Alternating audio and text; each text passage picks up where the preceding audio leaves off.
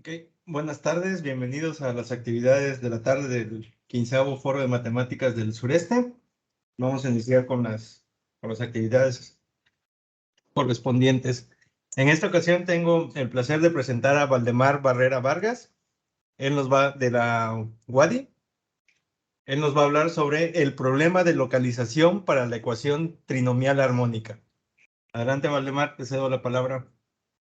Pues muy buenas tardes, muchas gracias por aceptar mi plática.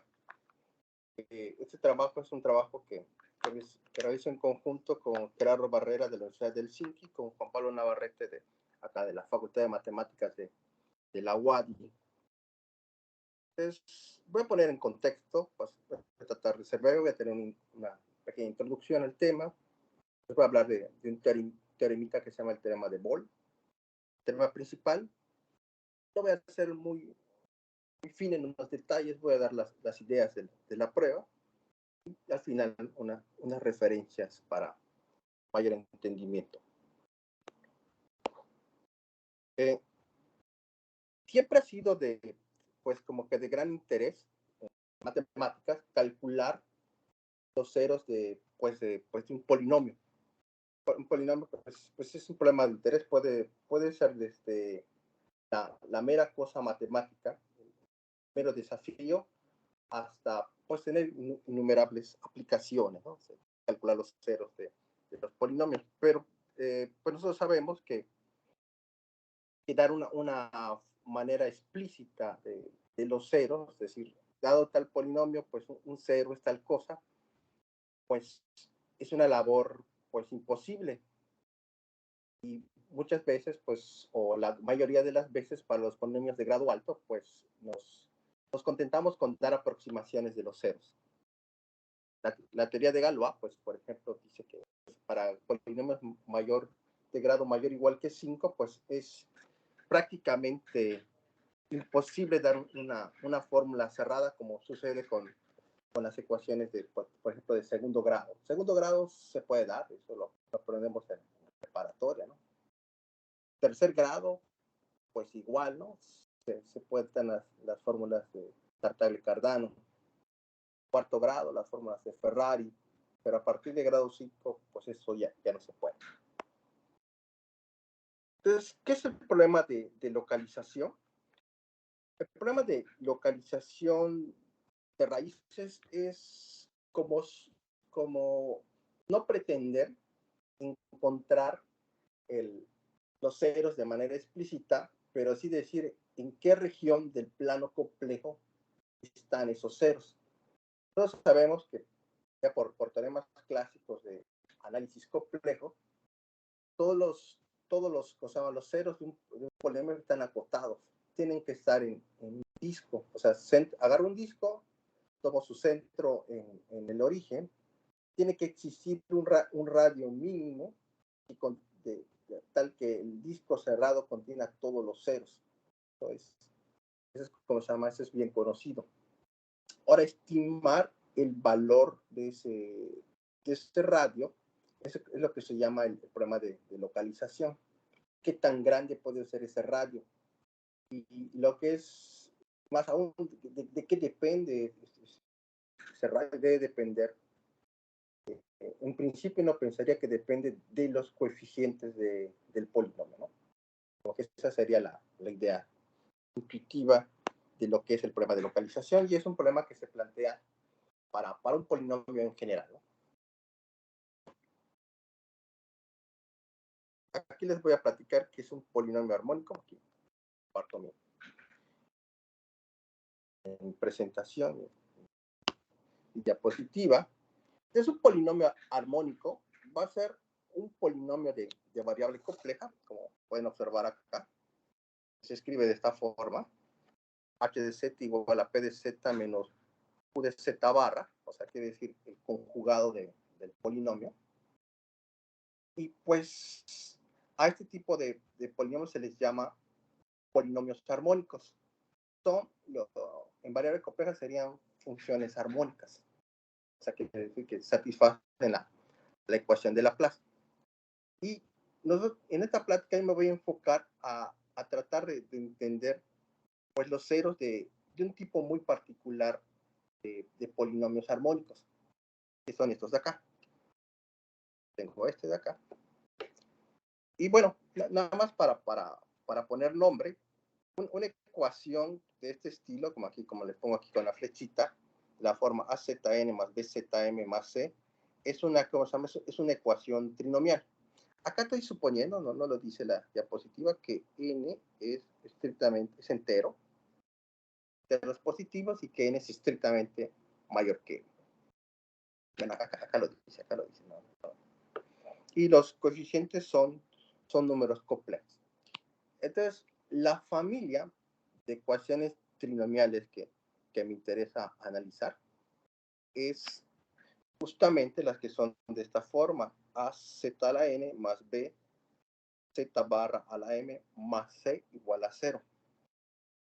Y me interesaría saber cómo localizar los ceros de esta ecuación trinomial armónica.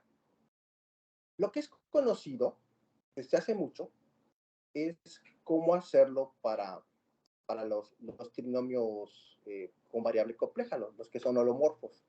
Pero los trinomios que son armónicos, pues curiosamente, pues era algo que no estaba hecho.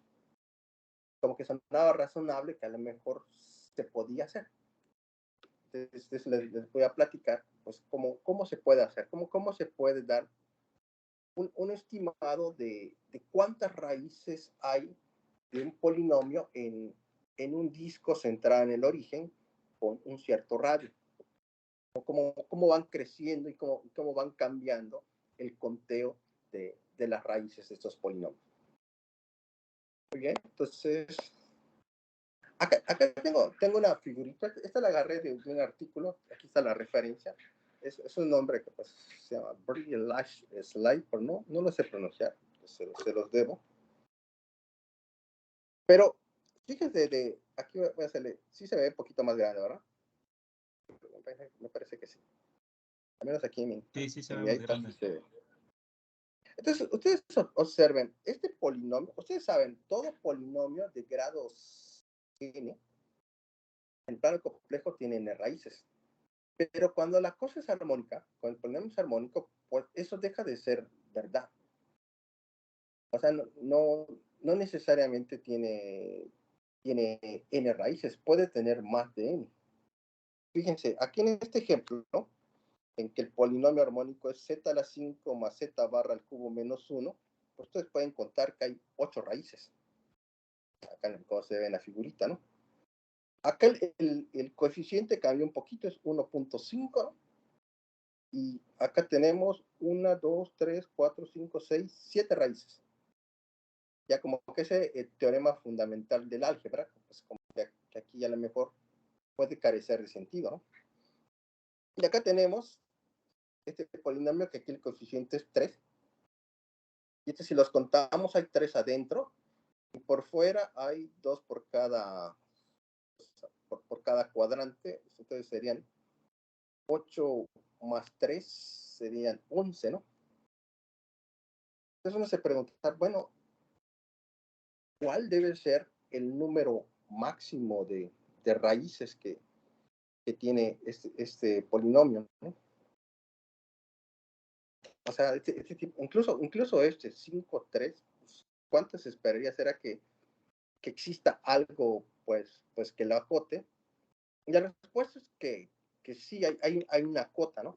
La cota es esta que lo da el famoso teorema de Bézout, que dice que el número máximo de cortes debería ser ¿cómo se llama? Como el grado al cuadrado, parece. 5 al cuadrado. O sea, 5 al cuadrado sería 25 raíces a lo más. Porque si ustedes separan ese polinomio en parte real, parte imaginaria, les queda como 2 curvas en el plano. Tienen que hallar sus puntos de intersección y contarlo, ¿eh? Pero 25 parece un número muy grande. Y quizás no es el óptimo. Quizás no estamos contando de más.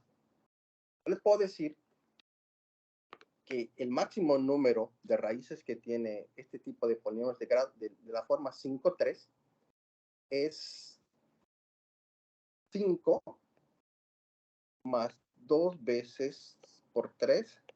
Esto me daría 11.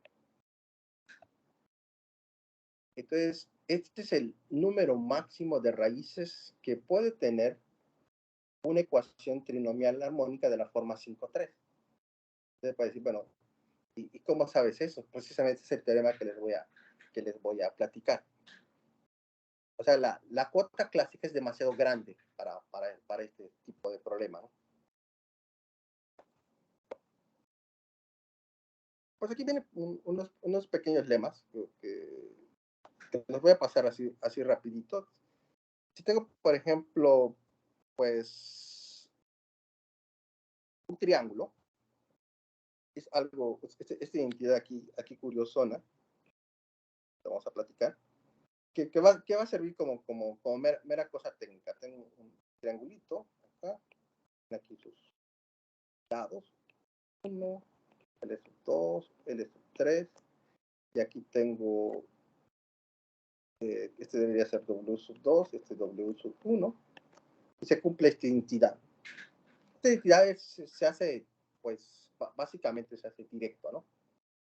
Y tiene que ver algo así o meramente en el artículo que la vi decía que era una cosa de física, que era una cosa de fuerzas, pero bueno, también la pueden hacer directamente con trigonometría elemental. Entonces, lo importante es que cuando tengo un triángulo, pues los ángulos dependen continuamente de los lados y se cumple esta identidad. Y esta identidad me permite derivar esta otra identidad en que ya no tiene nada que ver con los triángulos. Que, pues, digamos, ya no propiamente, estos ángulos de acá no tienen nada que ver con triángulos. Tengo una ecuación trigonométrica donde L1, L2, L3, lo único que sé que forman los lados de un triángulo, y me doy la labor, pues, que quiero saber cuáles son todas sus soluciones. Entonces, este lema viene en un artículo muy antiguo por Boole, que dice que sí podemos hallar sus soluciones. Sus soluciones simplemente son hacer este tipo de congruencias. Sus soluciones vendrían siendo phi congruente a pi menos W2 y psi congruente a pi más W1, o pi congruente a pi más W2 o psi congruente a pi menos W1, donde W1 y W2 son los ángulos que vienen acá. Entonces, como la idea de tener una ecuación, tienes una solución particular, y luego cuando tienes un caso general, como que la solución particular te sirve para dar la solución general. Es la misma idea. Y este símbolo de congruencia significa que la diferencia entre esta cantidad y esta cantidad es un múltiplo entero de 2pi. Son pequeños lemas técnicos. Bueno, aquí tengo la figura del triangulito. Acá nada más es para tener que la onda es tratar de resolver una ecuación trigonométrica sencilla, la notación técnica. Y acá, a ver, aquí está. Lo había pensado en la computadora, pero me gusta más el iPad para escribir. Entonces, el teorema de Boole dice algo así, como la primera vez que lo vi, yo sinceramente no entendía qué quería hacer este señor, ¿no? Como que estaba un poco extraño lo que hacía y la notación y todo. Él decía que si tiene una ecuación trinomial armónica, para una ecuación trinomial, no necesariamente es armónica, o sea, como de esta forma, ax a la n más bx a la m, la más c igual a 0, donde pues a, b y c son números complejos. Si sucedía que podía encontrar un número positivo tal que estas cantidades son los lados de un triángulo, incluso podría ser un triángulo degenerado, donde la suma de dos lados me dé el tercero. Él podría precisar el problema de localización, podría decirnos cuántas raíces hay de esta ecuación trinomial en términos de dos cantidades, en términos de una P que define de esta manera, una omega R que define de esta manera. O sea, todas estas cosas son conocidas, beta, gamma, alfa, son como se llama, son los argumentos de los números complejos A, B, C. W1 y W2, pues son los ángulos internos del triángulo que hablamos al principio. Y N y M, pues son los números enteros dados. En principio, él lo escribe de esa manera y luego reduce el teorema a probar que era posible hacerlo en el caso de que son primos relativos. Entonces, ¿cómo entender lo que hace acá Boole? Pues dice, bueno, esto que se le llama pivote, esto es como la función angular, y esto de acá que ven acá es un intervalo. Entonces te dice la cantidad de raíces cuyo módulo son menores que R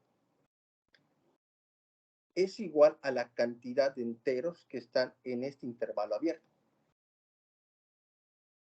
Entonces, si uno se convence, básicamente él resuelve el problema de localización, pero incluso lo hace como de una manera continua, porque pues puede encontrar ciertos valores donde se forman triángulo, y para esos valores, pues se da todo un continuo de lugares donde puede haber solución. Y cuando uno grafica ese tipo de funciones, se da cuenta que hay pequeños saltos en las raíces, pero digamos como que de repente es constante en un intervalo y de repente salta un poquito porque van cambiando las raíces conforme cambia la R. Entonces lo que yo les iba a platicar es que, bueno, esta idea de Boole como que se podía adaptar muy bien al caso armónico. Pues era básicamente como pensar que esta idea podía funcionar, ¿no? ¿Qué es lo que va a cambiar en este caso? O sea, funciona en analogía. Hay algunos pequeños detalles que cambian. Por ejemplo, el pivote se cambia, ¿no? Fíjense, acá es beta menos gamma, alfa menos gamma más pi, y acá es n beta, acá es como se llama, es con resta, ¿no? A ver si lo alcanzan a ver. Y acá aquí es como se llama, con resta. Aquí está, ¿no? Aquí es con resta. Bueno, este no cambió, ¿no? Este es con suma, perdón. Aquí el omega R es con suma. Pero este de acá, el beta menos gamma, alfa menos gamma. Por acá, beta menos gamma, alfa menos gamma. Ese no cambia, pero el que cambia es este. Entonces, al cambiar este, pues cambia la función angular. Entonces, como en vez de tener una suma, pues tenemos una resta. Y por la manera como se trata, es como un poquito más complicado, porque en el caso de Boole, la función angular es como se llama, es monótona, creciente. Y en el caso armónico, no necesariamente es monótona, tiene tramos donde crece, tramos donde decrece. Es como se llama, es diferente. Pero, ¿cuáles son las consecuencias de este tema? Aquí se las pongo rápidamente. Pues, esto que se le llama para la gente que se dedica a estudiar este tipo de cosas, le llaman teorema fundamental del álgebra para ¿cómo se llama? Para polinomios armónicos. Es una pregunta abierta encontrar una cuota óptima para que diga cuántas raíces tiene a lo más un polinomio armónico.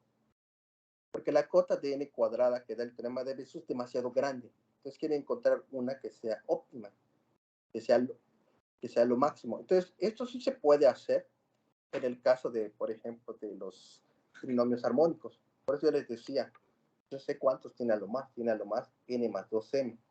O sea, es el grado. Cuando les puse el ejemplo 5, 3, yo sabía que era 5 más 2 por 3, ¿no? Entonces, sabía que iba a dar 11. Era la máxima cantidad de raíces que puede tener ese tipo de polinomio.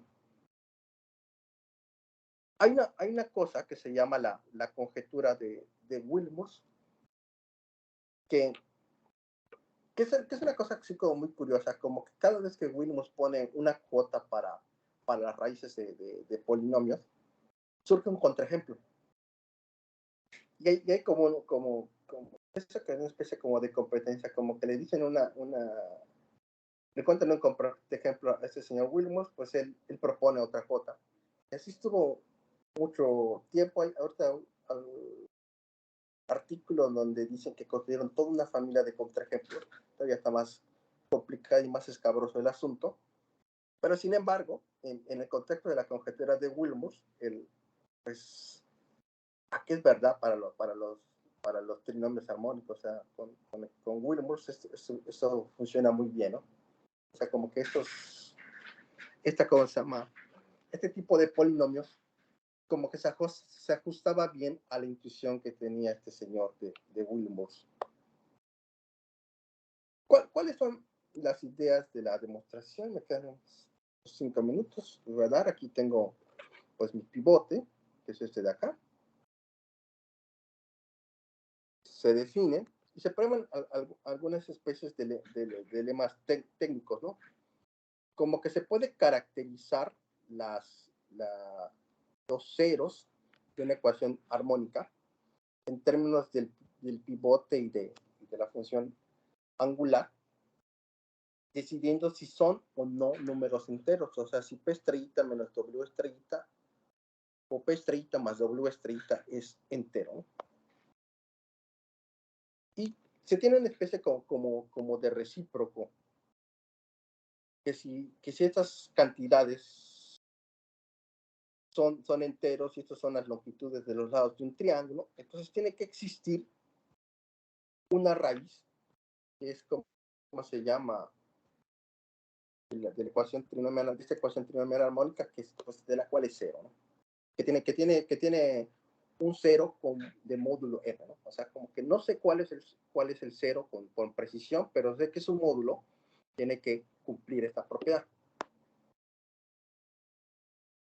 Y este es un teorema que aparece como muchas partes. A mí me llamó la atención porque lo he visto en muchos artículos. El primero donde aparece es en 1908 en un artículo de Boole, pero ha aparecido pues, en diferentes publicaciones, como que la gente no lo conocía porque este artículo de Boole estaba escrito en alemán y estaba terrible, ¿no? Afortunadamente tenía yo una exalumna que fue un tiempo a Alemania, que me ayudó con la traducción y entender ya cómo se llama, a limpiar las pruebas para poder entenderlo. Y lo que nos dice básicamente es que si yo quiero caracterizar cuando estas tres cantidades forman un triángulo, pues va a poder escribirse en términos de tres funciones, que son la A, la B mayúscula y la C mayúscula. Bnm es el máximo de la función B. Entonces, cuando el máximo de la función B es negativo, este es el espacio, que le llama el espacio de triángulos, tiene que ser de esta forma, un intervalo. Cuando el máximo es 0, pues tiene que ser una unión de un intervalo, pero digamos, esos intervalos comparten un punto, su frontera. Y finalmente, cuando es positivo, son dos intervalos disjuntos. Esa es como la caracterización de estos triángulos. Y un pequeño lema técnico es lo que les decía, que esta función omega a veces es creciente, a veces es decreciente. Y el paso final, que aquí se los dibujo, es graficar el pivote y la función omega. Y jugar con los parámetros, que a veces pues les van a quedar, que son unas gráficas que hacen así. Por ejemplo, una puede hacer así, y otra, a ver si me salió, y otra puede hacer como así, como un pescadito, y donde lo relevante es que esta cantidad, como que de acá a acá, si lo miran así, esta cantidad vale m entre 2, esta cantidad vale m entre 2, y esta cantidad que se ve por acá, hay como una especie como de centro, hay acá n entre 2, n entre 2. Y la idea es que si ustedes tienen un intervalo, A, B, en R, este es un ejercicio así bonito. A mí me gustó mucho para decir. Tengo un intervalo ABR que tiene cierta longitud. Entonces ustedes solo tienen que saber si tiene cierta longitud L, digamos, si tiene, por ejemplo, longitud N entera, ¿cuántos enteros puede tener como máximo? Al final hay que resolver eso. Es un problema como de conteo. Tengo un intervalo de longitud entera, pero a lo mejor los extremos no son enteros. ¿Cuántos enteros tiene que tener como máximo? Entonces, ustedes están resolviendo eso, ustedes pueden, ¿cómo se llama?, dar el estimado del teorema de Boole y ir contando como se cuenta acá. Me regreso acá. Contando como se cuenta acá. Acá simplemente, en esta parte no la dije con detalle, es un poco apresurado, es como ir de cero, digamos, esto puede ser positivo o negativo, depende, ¿no? Pero es como ir, como contar del cero a esta cantidad, ¿cuántos enteros hay? Igual acá, ¿cuántos enteros hay?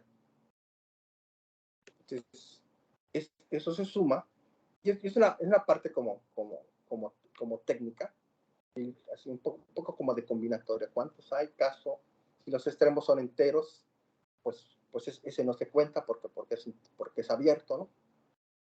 Entonces, imagínense un intervalo que tenga longitud n, pero sus extremos son enteros. Entonces pierdo dos enteros. Y eso es básicamente, pues la idea que quería transmitirles. Aquí está los detalles, más detalles menos. Aquí está la bibliografía. Son muy contentos porque lo aceptaron más o menos rápido. Esto es el artículo en que nos basamos, que me ayudó mi exalumna de Duca Delfín a traducir. Y estos son, pues diferentes, ¿cómo se llama? Material que nos sirvió. En particular, a mí me gustó mucho en unos trabajos de Carlson que no incluí, porque él decía que este tipo de conjeturas y todo, a los físicos les interesaba por problemas de que tenían con las fotografías del telescopio Hubble, como que era importante para corregir las fotos, contar este tipo de raíces. Allá sí se los debo, no soy físico, pero ellos tenían un especial interés en este tipo de problemas. Ya para rematar, nosotros llegamos, no les expliqué, requería yo un poquito más de tiempo. Nosotros estamos interesados en resolver ese problema porque es un problema que proviene de una idea o de una dificultad técnica que tuvimos al tratar de hacer un problema de geometría hiperbólica compleja. Queremos resolver eso. Nos sale una ecuación. Y estaba muy curioso porque entonces fue cuando